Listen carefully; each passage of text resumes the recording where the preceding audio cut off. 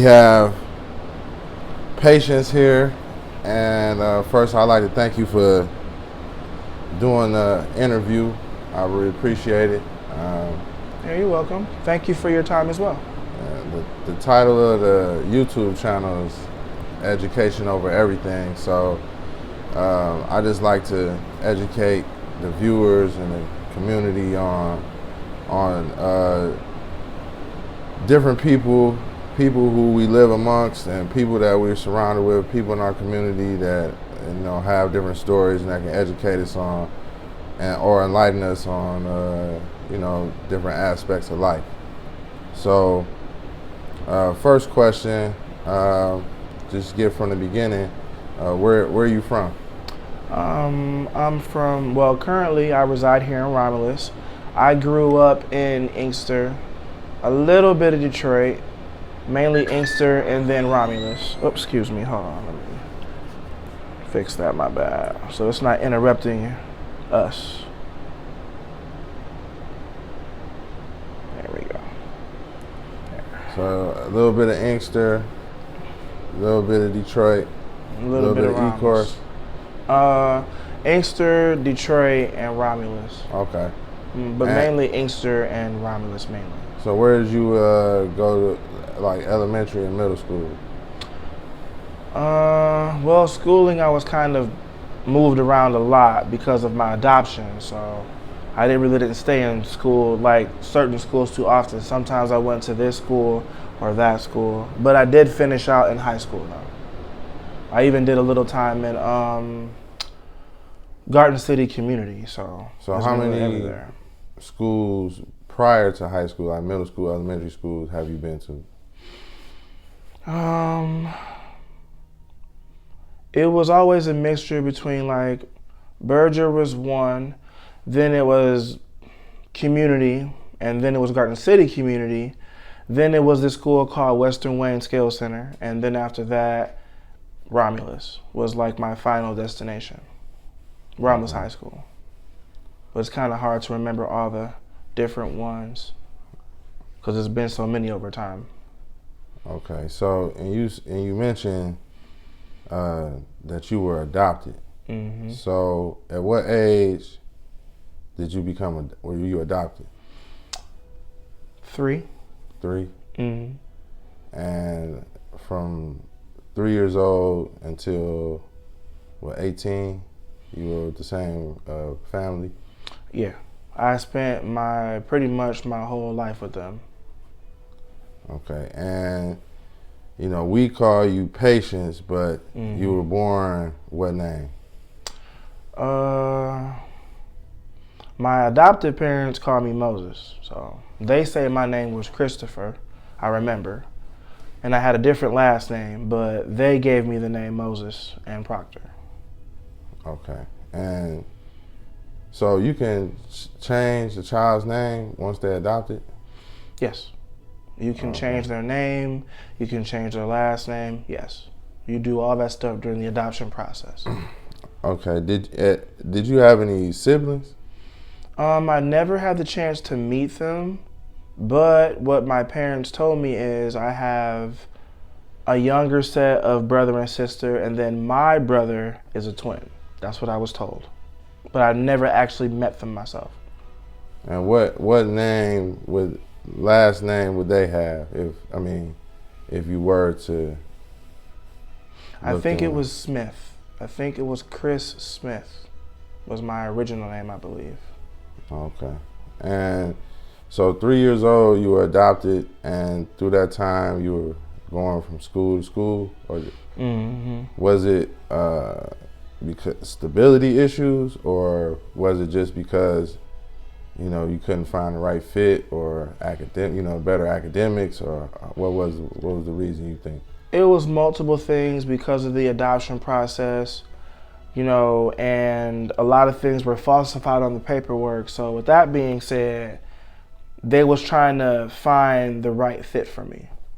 Now, when you say a lot of things were falsified on the paperwork, what do you mean by that? A lot of stuff was just more what they thought and what they speculated. Oh, Lord. It's currently A lot of stuff was falsified about money. Then I was supposed to be born with severe autism, meaning I would never ever really be able to live on my own or have a life of my own. I would always have to have somebody there with me. So all these different things was geared towards getting money, really. Because as we clearly see, that's not true. Right. And do you know that to be a fact?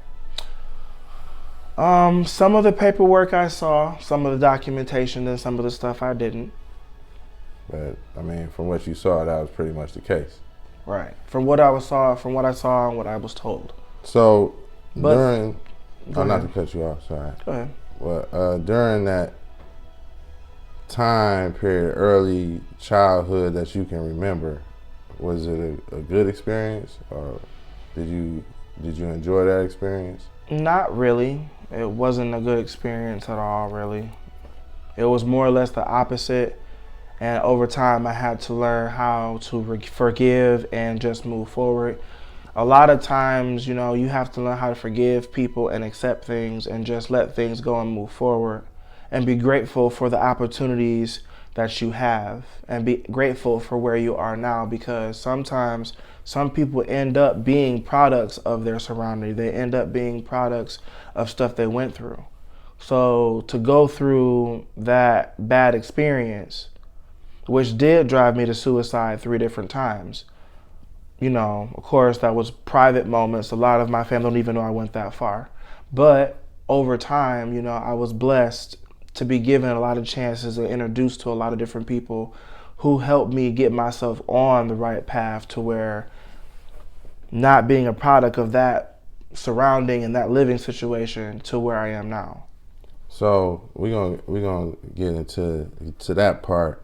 I just wanted to kind of, touch on your early childhood experiences and development, kind of to really see if that, see if you feel that if it led to,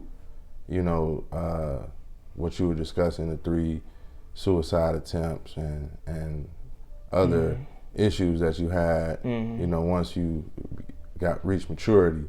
So is there anything that stuck out to you during that time, elementary, middle school, that didn't sit well with you, or that made you feel like it wasn't a great experience? I just started to notice that I wasn't treated like the other kids. What do you mean what other kids? I have other adoptive siblings, and then we did grow up in a supposedly church-based household. How many adoptive siblings did you have? It was a lot of us was from different marriages in different places, but it was 4 of us in all that was adopted for sure. And where did you place in the age range with that? The first oldest of the 4. Okay. So, how is that being the oldest in that adoptive setting? Over time, me and my sister at that time started to figure things out. People think that kids are dumb. Around what age? I would say around, it was young. It was like around, I want to say 10. I started recognizing being treated differently. And what was different? How were you treated differently? Well, I wasn't given the type of privileges that the biological kids was given or other kids was given. And then I mentioned going to Berger. Berger is a school for kids with autism and other different type of disabilities. So I'm like, okay, why am I here versus going to middle school like other kids? So with me, it's kind of like how you get pulled over, how one question starts to lead to another and another and another and another until eventually you get to the truth. So I feel like over the time my adoptive parents wasn't really truthful with me. And then as I got older and started to ask more questions and started to see more things and started to feel more different, and even in church, being treated differently from the other church kids at the time, I just started to slowly but surely recognize different trends, different treatments, different behaviors. So in church, they used to treat you differently? Not your parents, but the church members, the elders? It was more of a, I don't want to hurt your feelings type deal. And then over time, a little bit, yes. Because they thought that I was slow based on what I was being told. It's like when you think somebody don't know something, but in reality, the very thing you're trying to hide, they're starting to pick up on. Right. So, I've forgiven them for all that stuff. We're just at this point talking about how one thing led to another. But at this point in my life, I've forgiven them and just let go and moved on. But I don't mind talking to you about it. Them, you referring to your adoptive parents. Your adoptive parents. So you get through middle school, right? Mm-hmm. And what middle school was that? Well, with the paperwork, they ended up putting me in a school that's called Berger at the time, and it was located in Garden City. And that school is for, again, kids with autism and other disabilities. And you graduated from there and went to what high school? I ended up going to Western Wayne Skills Center, and that was in Livonia, and then from there I went to high school. And Western Wayne, what was that like a? That was a school for, it was a mixture of kids there. It was kids doing stuff for high school credits, kids doing stuff for careers. So it was just a mixture of kids from different places. Not every kid at Western Wayne Skills Center had a type of disability. Some of them are normal, but they're just doing co-ops and stuff to graduate. Right. Or get to the next career goal that's going to take them to college and all that. Okay. So after that, you went to what high school? Romulus. Romulus High School? Mm-hmm. And what was that experience like? Coming in as a 14-year-old freshman, leaving a school that you really weren't supposed to be a part of. What was your mentality like during that time? Well, at that time I was, really angry with how things was going in life. So it was a lot. And, of course, kids are cruel. Let's be honest. Kids are cruel. Kids are cruel up until, I want to say, 21 is when life is starting to really hit. So in high school, of course, it was like being teased, made fun of. I stayed to myself a lot in high school. Over time, having those anger issues and being angry about certain things, I was real easy to lash out if somebody tried to bully me. It was an instant fight. I just wasn't having bullying. I like to be left alone in my own spot. So it was a big transition because those kids were more aggressive, more in your face type. So it was a big transition. Well, and what were you being bullied for? Being different, not liking what everybody else liked, liking the state of myself. One of my biggest things is, one of the things about me is I've always been unique. I've always liked to just do my thing. And I overall learned early on to respect myself and be happy with myself, because one of the things I learned as I got older is you can't do anything in life unless you're happy with yourself first. Mental peace is very important. Mental and physical peace.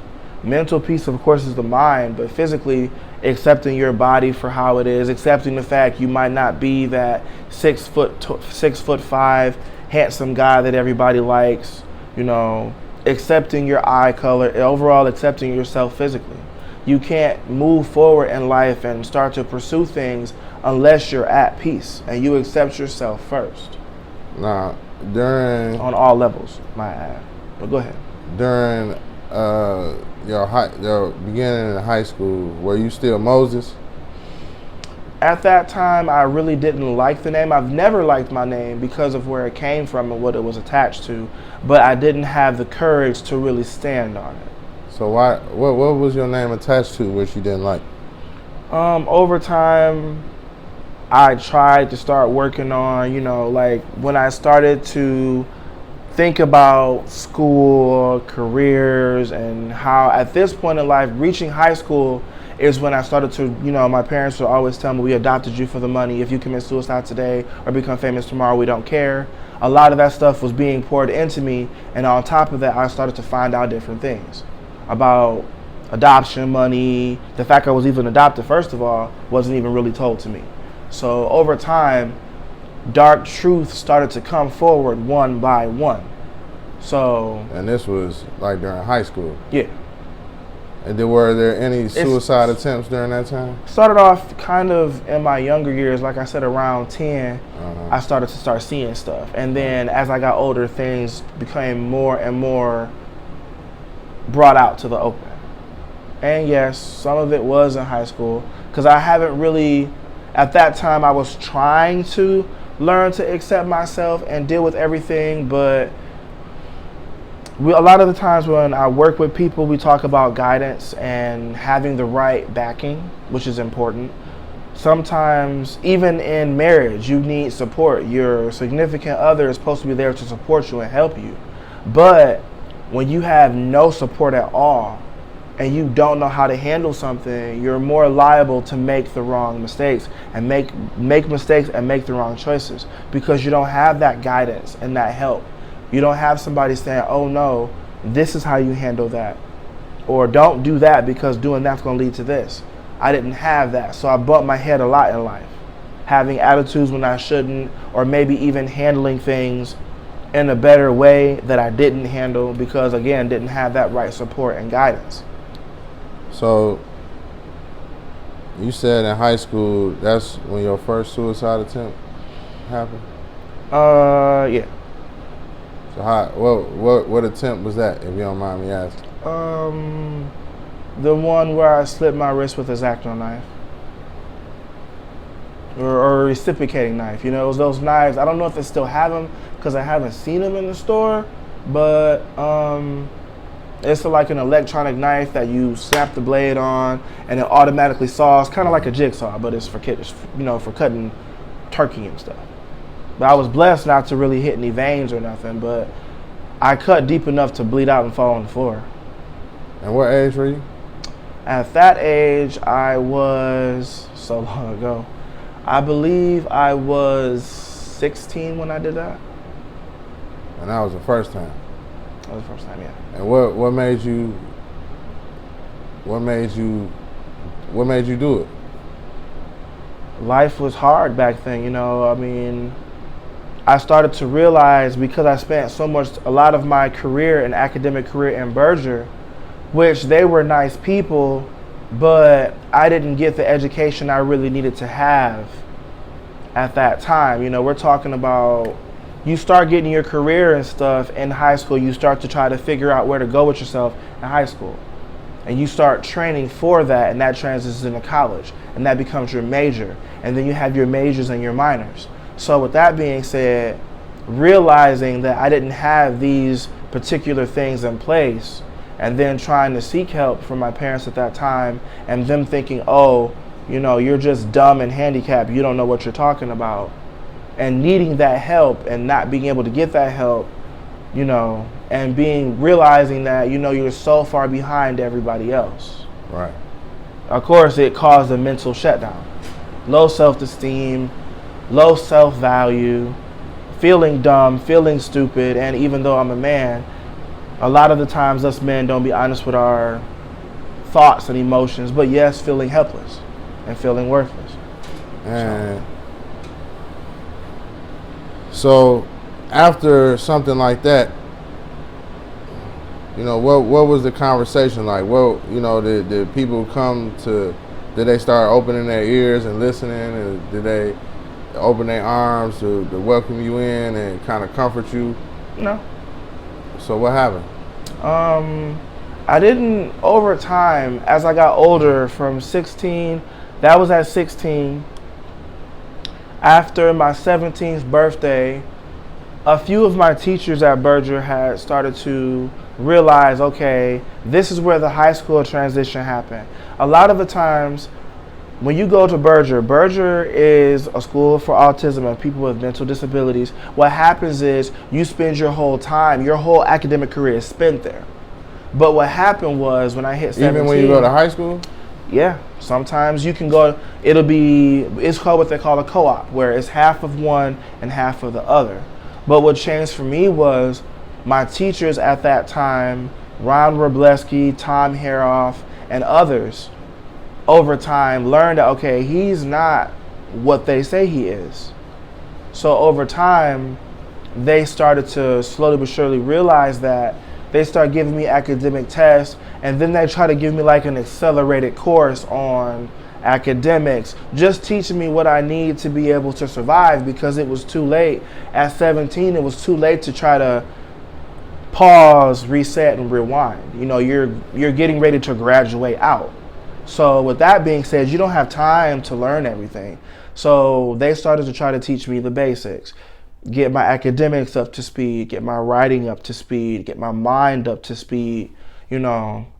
And I mean, I thank God for those people. It was other people after them, but they were the first. They were the ones to help me start really getting myself together mentally and physically. So, you know, they seen what I needed and where I should go. And of course, them being high respected teachers of their time and in their field, they had connections. So they tried to get me into William D. Ford, which they did over time. So I went to the Skills Center. I went to high school, and after high school, I went to William D. Ford. When I went to William D. Ford, I had to do 3 years of robotics and then 3 years of auto mechanics. And then I would have been one of the people to work on the robots that run the conveyor belt. And at that time, they run like picking up the cars, moving them around. And at the time, it would have been like a $50 an hour job, because normally that's what robotic engineers and programming engineers get. But they was able to work something out to where I can obtain that same job and be well off for the rest of my life after I do what I needed to do. But my parents took me out the program. So right when I started to feel confident about myself as a man, as a person, and stepping into adulthood, knowing that I needed a career, knowing that I didn't want to work 2 jobs, it was all snatched away because they cared more about the adoption money. So then I kind of fell backwards at that point. What age was it? This was 17, and then it went all the way up until, I want to say 20 is when I finished high school. Is when I got my diploma and everything is 20. So they took you out of the program. Why? Adoption money. Because the government at that time said if I stay in the program, the adoption money cuts off. So at 20, at what age were you when they pulled the plug on that? I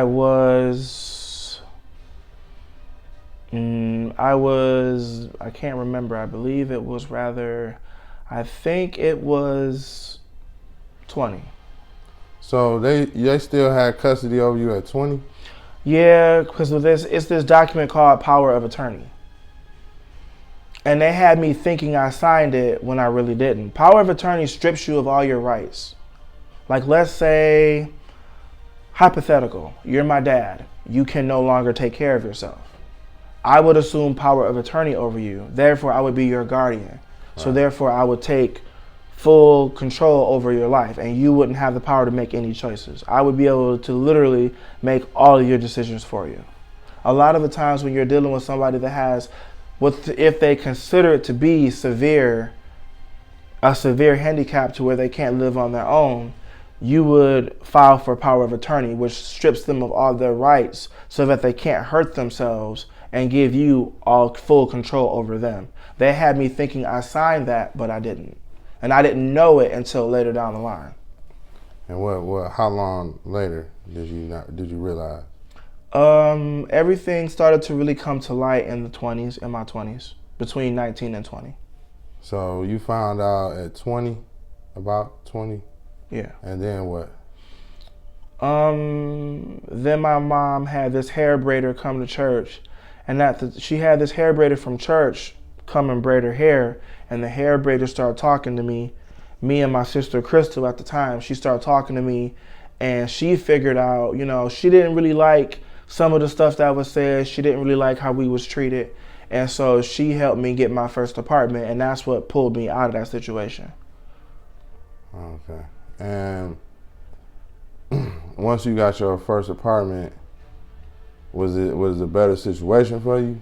No. Leaving the foster parents, going into like your own world. You by yourself now. You have your own life. At least that's what you think. What was that experience like? Things got harder because they also, in the midst of all the other stuff they did, when they pulled me out the program, that made life get a lot harder for me because I realized I would have to work 2 jobs, and then working out in the airport. I would say working in the airport, in some senses, in the airport is kind of. You started working in the airport as soon as you got there? As soon as you got your apartment, you got a job at the airport? I started working out in the airport area. Oh, okay. All right. My bad. And you got 2 jobs from the beginning? Mm-hmm. And what jobs were those?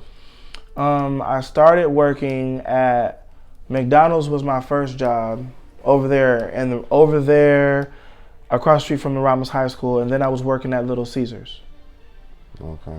And then from Little Caesars and McDonald's, I fell into LSG Sky Chef and Prospect.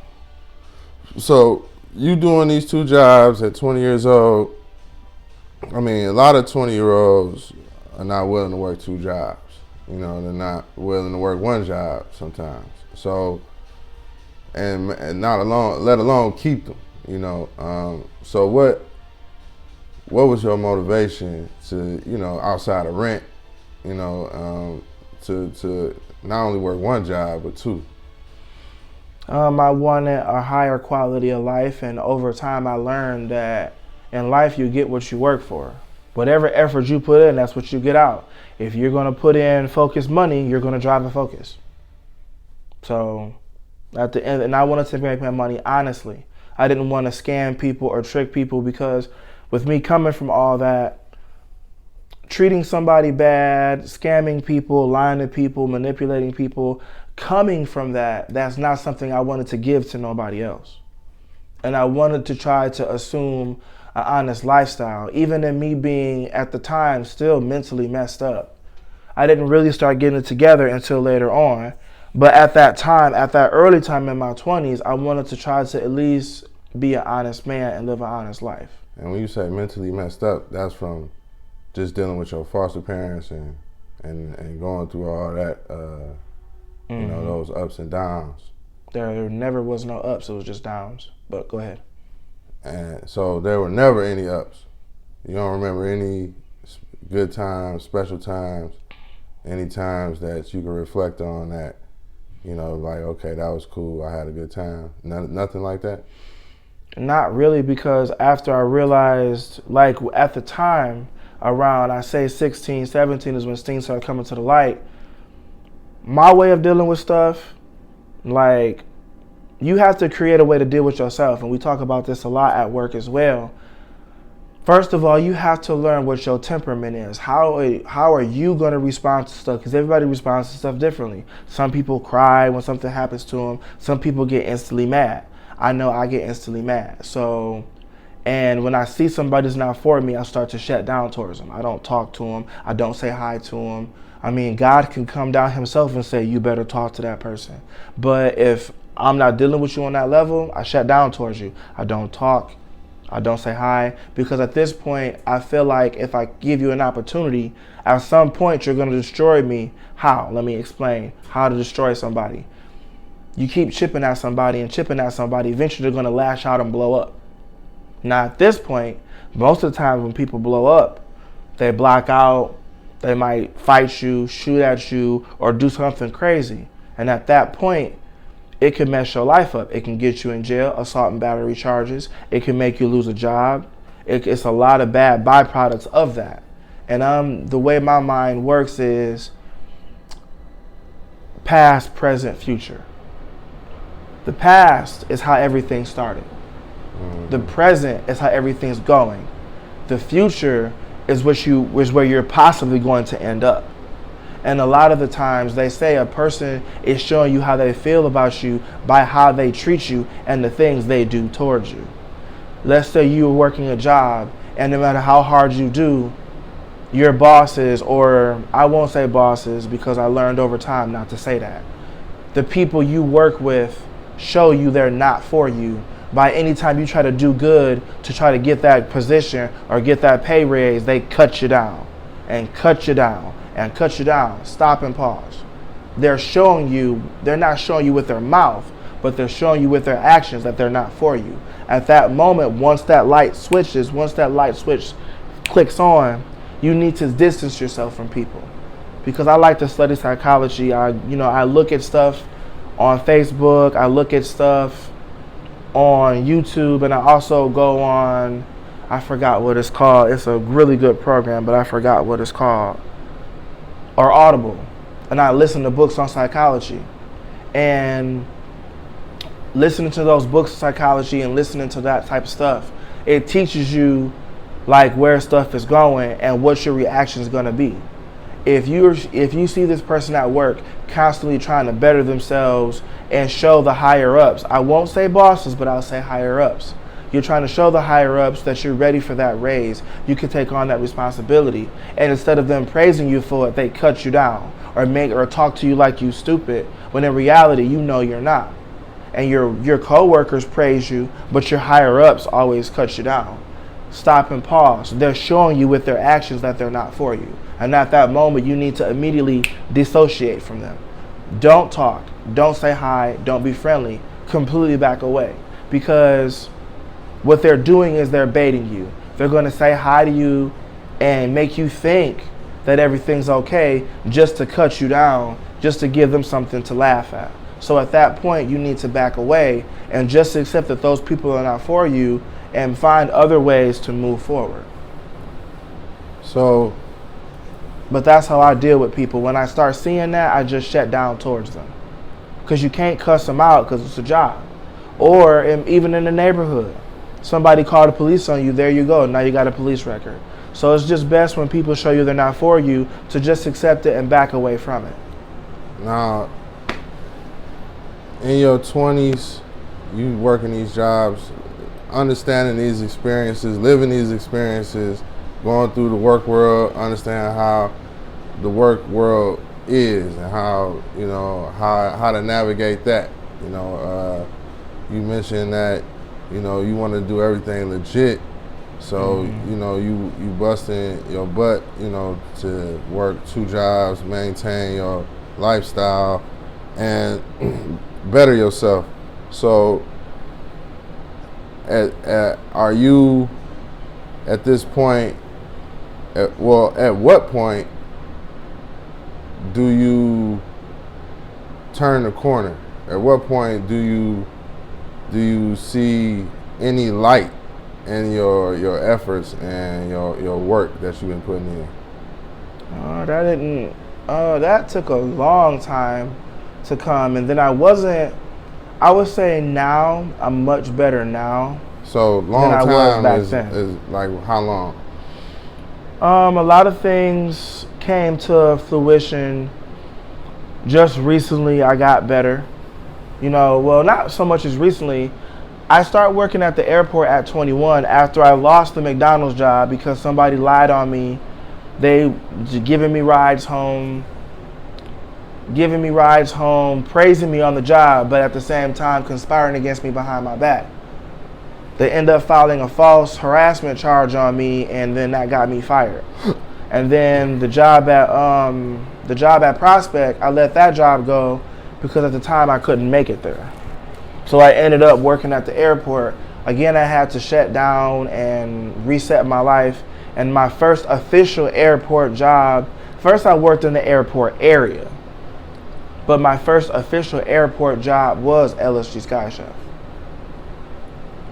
And that's when the breakthrough happened, or you can say you start seeing improvement when you got employed in the airport.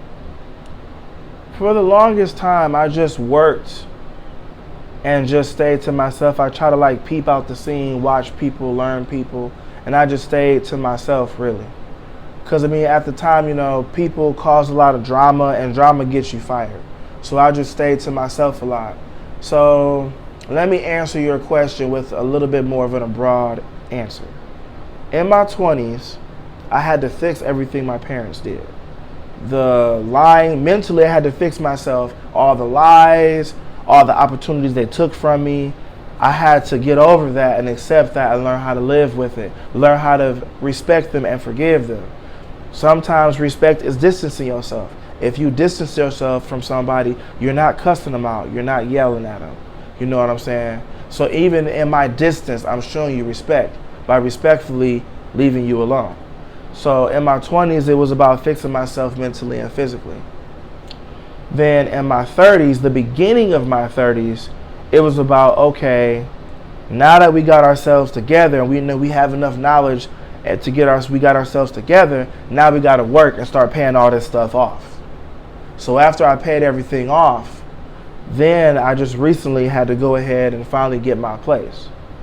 And in your 20s, while you're getting yourself together, fixing the problems mentally and physically. Physical and mental problems. Now, physical, I mean, we discussed the mental issues. We went around those, but what physical problems were you talking about?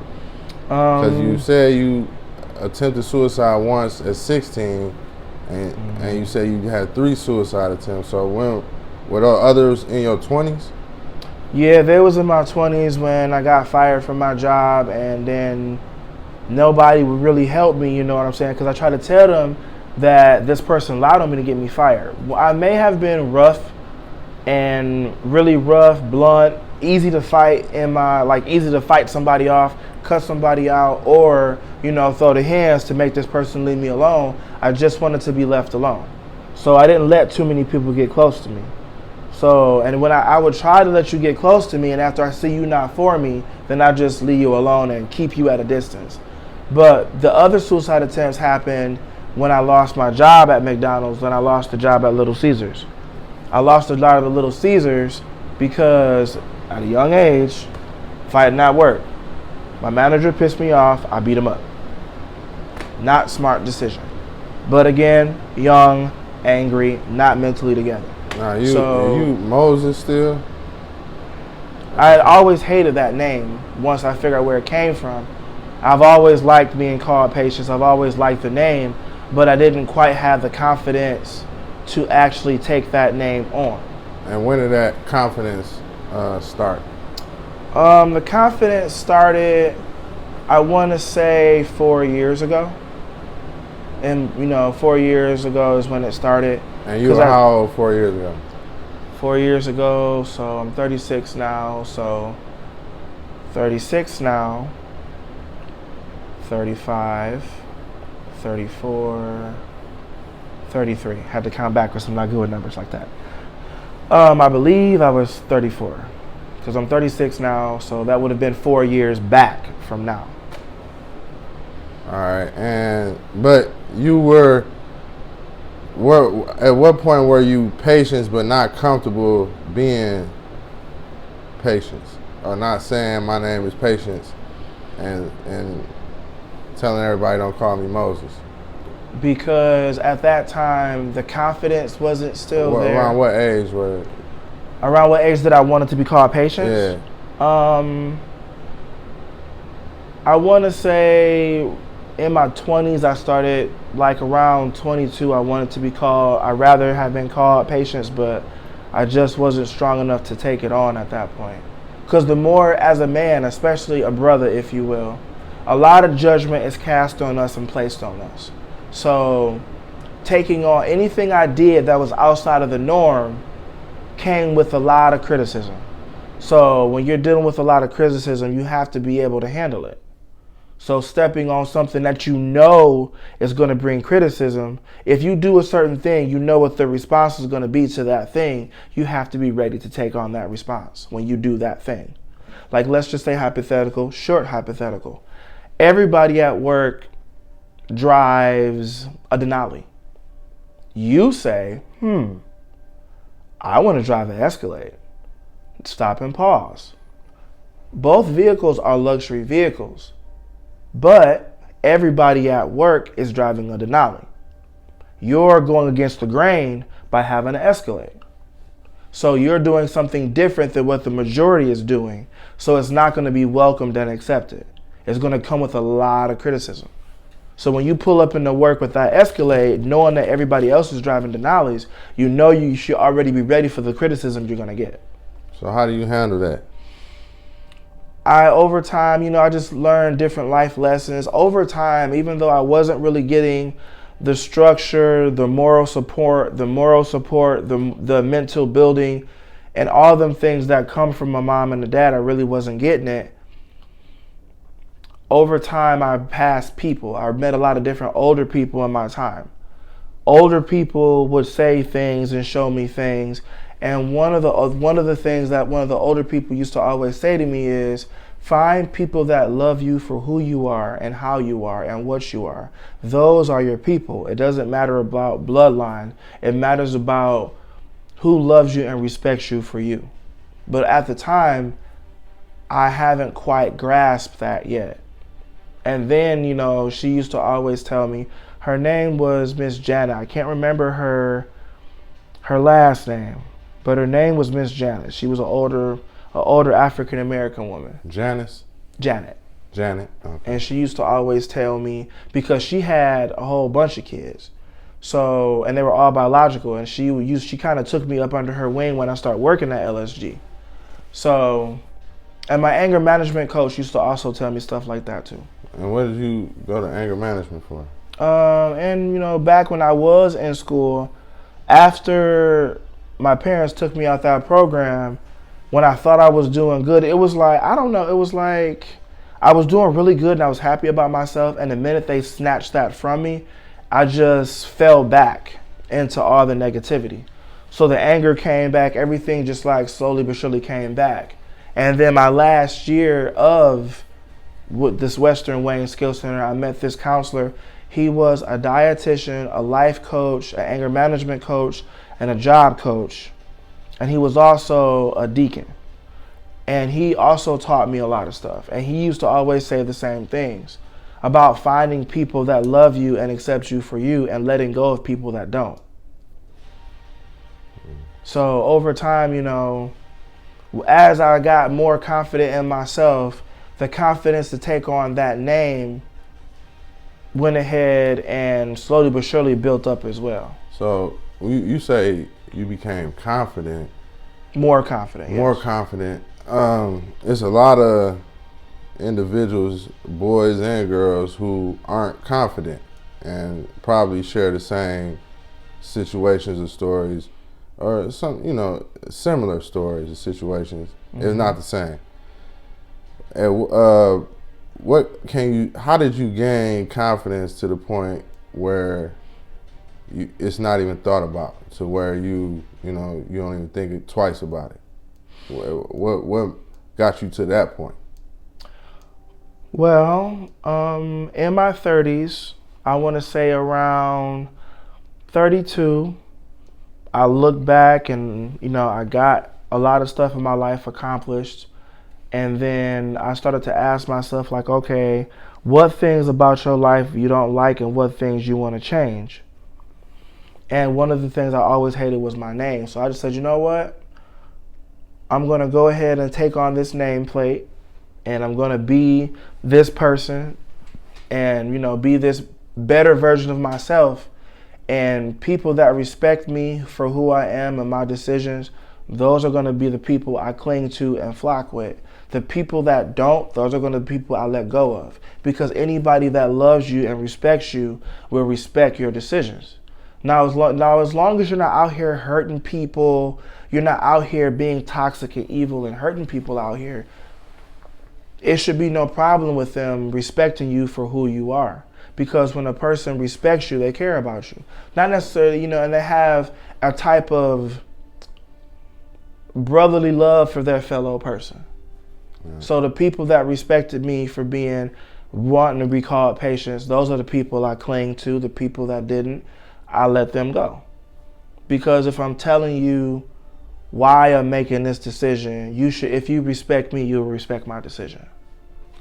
So you mentioned that you have siblings, or you were told that you have siblings that you never met.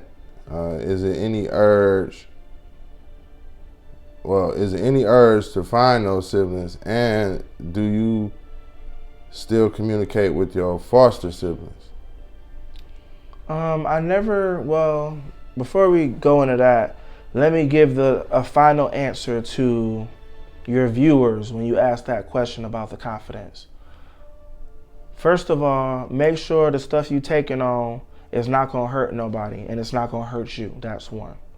And make the decision, if you're going to do something, stand strong in it. And then the final thing is, the people that respect you for your decision, that's your people. The people that don't, let go of them.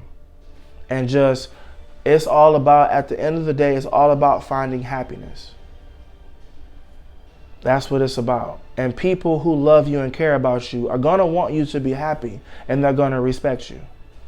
So when it's time to sit down and find that confidence, make the decisions that's going to make you happy, and then find people that respect you for those decisions. So that's what I would say. To find the confidence is, at the end of the day, it's your life, and you have control of it. You have control over who you allow in your life and who you don't. And you have control over what you allow. Now, don't be overconfident with it and disrespect people. But overall, find happiness. And what you're happy with, find people who respect you in that happiness. And that's where the confidence comes from. And even then, when you have people who don't respect you for those decisions, stand strong within yourself and be confident in yourself. And those people who disrespect you, let them go. But overall, you have to be happy with who you are. So the confidence comes from me being happy with who I am and liking who I am and building up a version of myself that I'm happy with. That's where the confidence comes from.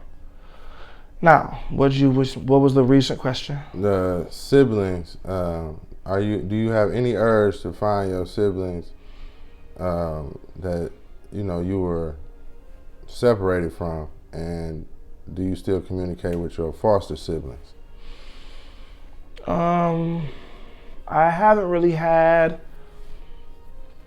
the chance, because as of recently, I got my own place, and I got over time, I started to think about life position, timing, and by the time I hit 40, I want to be in a certain place. So every choice now is leading up to that place I want to be in. So I haven't really sat down and even gave it thought of trying to reach out to them, and I would have to track down the adoption agency and all that, and I just haven't found the time to do that. Of course I always say you control what you do with your time, and that's true. So I guess over time I just accepted things for what they were and just been moving towards where I want to be in the next 4 years. And as for my biological, or as for the adopted siblings, one by one, we just kind of faded off into our own things, and I don't really hear from nobody at this point. So, and my whole thing is, I did try to reach out after my dad recently passed. My dad caught me in a gas station the day before he passed and apologized for everything. And when he passed, my adoptive mom apologized for everything that she did. So the forgiveness is there. But after the forgiveness, everybody kind of like drifted off into their own directions, and we just don't talk as much. We're not enemies or nothing, but everybody's just living their lives. So from the point you left to the point you ran into him at the gas station, have y'all had any communication? No. And you just randomly saw him at the gas station before he passed? That was definitely an act of God giving him, that was God giving him that chance to apologize to me for sure, because when I left at 21, there was no looking back. And what you say it was about how many years in between you saw him during that period? Well, you didn't see him. He just passed a couple months ago. So I want to say... About 14 years, huh? Yeah. I've become very good in the art of letting people go. Especially, like, my thing is, I give people chances, but giving people chances is a double-edged sword. On one hand, yes, I'm trying to give you a chance to get it together, but on the other hand, I look at how many times you disrespect me and you smack that chance away. And with your actions, you're showing me that you're not for me. And you don't care about me because I'm telling you how I feel disrespected, and you're doing nothing to change it. And you don't have power over the other people. You only have power over yourself. So with that being said, I just let go. I stopped communicating. I stopped trying. I moved on with life. And that was definitely, God's work, letting him run into you the day before he passed. How he passed? I believe of natural causes. Okay. How old was he? I want to say he was like 70 or 80, somewhere in there. And I mean, there was no communication, so I don't really know exactly how old he was, but I know he was somewhere in his 70s or 80s. You went to the funeral? I did.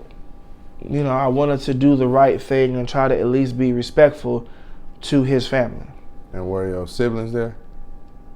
Yeah, they were there. And did you all have any communication during that time? I mean, of course, everybody does the communication in the time of sadness, but it's not really about what you do during the situation. It's about after. And he shared with all the kids that he wanted us all to be more family oriented. So when I tried to do that, nobody reached out. I would text and call, nobody would respond. So at this point, I just say, I'll let it go. I don't try to respond or anything anymore. Right. So now that you worked out, some of your demons and, got past some of the trauma, do you feel like you're in a better space? It's still a little bit more catching up to do, but yeah, I feel like I'm in a better headspace now. A better space completely. It's a little rough. Ooh, excuse me. Sorry, y'all. But it's now at this point, I'm in a better space, yes. And it's about preparing preparing for my 40s and where I want to be. I'm a very premeditated person. Stop and let me pause and say what I mean by premeditated. I always think about the past, the present, the future, and then that fourth thing is, where do I want to be at the end of all this? So where I want to be at the end of all this is, I'm an inventor by hobby. I love building, designing, creating things. So I'm trying to use my gifts to get myself financially where I want to be. I love acting and stand-up. I love comedy. I love making people laugh, being funny little characters and making people laugh. I like to spread positivity. That's why, I try to be nice and think about people's physical and mental health. So I always try to be open and friendly and positive in passing. Like, as a janitor, we have this thing. I used to work with this lady called Sharita Scott. She was a big influence on me. When I came to the airport at 21, I worked for DFS, and she taught me a lot of how to work in the airport, how to deal with stuff, how to handle my stuff. She was like an on-the-job mom, and she was my GM, but she was like an on-the-job mom at the same time. She was a very, very strong woman. I got yelled at when I did stuff I wasn't supposed to do. She was one of the ones that helped me. Then it was another, I can't think of her name. I work with a lady now, her name is Miss Latina. I work with her now at ABM. and it's another lady. I can't think of her name. She's the union rep. But these people I met in the beginning of my airport years. They helped me get my life together. And, you know, they taught me a lot. So now it's about, you know, making the right steps to get where I want to go. So I want to use my inventions and stuff to bring in the right money so I can get myself together. So by the time I'm 40, my house is paid, I have more money in the bank, I can start traveling, doing acting. I can have more money to design more products and get more things on the market, and just have a life spending more time doing what I love doing and less being at work. But I have to start now, building towards that now to be there in the future. That's good. That's good. So, at the end of every interview, I always ask the interviewee, what does education mean to you? Knowledge is power. You know, it's very important to know.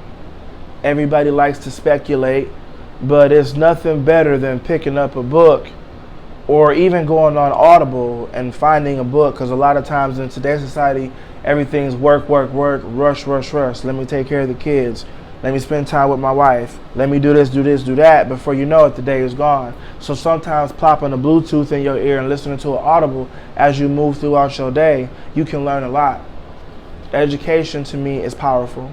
History is powerful because history teaches us where we were and what mistakes not to make moving towards the future. The present is good. Present knowledge is good because you can see where you are. And you can figure out what things you need to do better to have a better future. So to me, knowledge is very important. Knowledge is always power. Knowing is always 50% of the battle. And having the knowledge is one thing, but applying it correctly is the other. All right. I appreciate it. Patience, and look forward to, you know, down the road we can do this again. Oh yeah, most definitely. I appreciate you even considering me for an interview. Oh yeah, no doubt. I look at myself as a normal person, but obviously you saw more, so you saw to take the time to even sit down and interview me, and I appreciate that as well. Man, your story is important because I know you're not the only one. You know what I'm saying? It's more individuals, young men and young women coming up who may be going through different trials and tribulations such as yourself.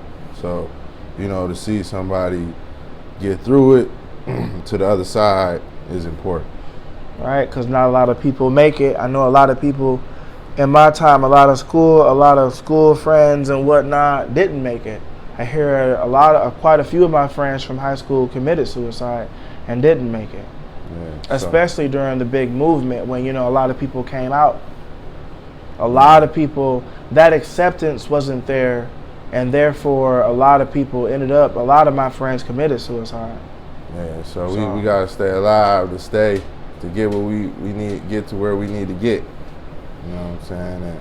Yeah, it's just try to, at work a lot of times people ask me about addictions and mental status, and I tell people, you know, a lot of the people that I spoke to in my time, and a lot of the people that God brought forth to teach me knowledge as they came and left out my life, some people God bring into your life for a season. They're there to teach you things and show you things.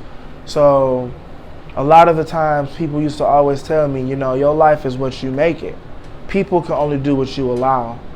And a lot of the times when you have troubled youth and even troubled people, not just youth, but it's even a lot of people out here who are older but angry, they don't have the right mental support.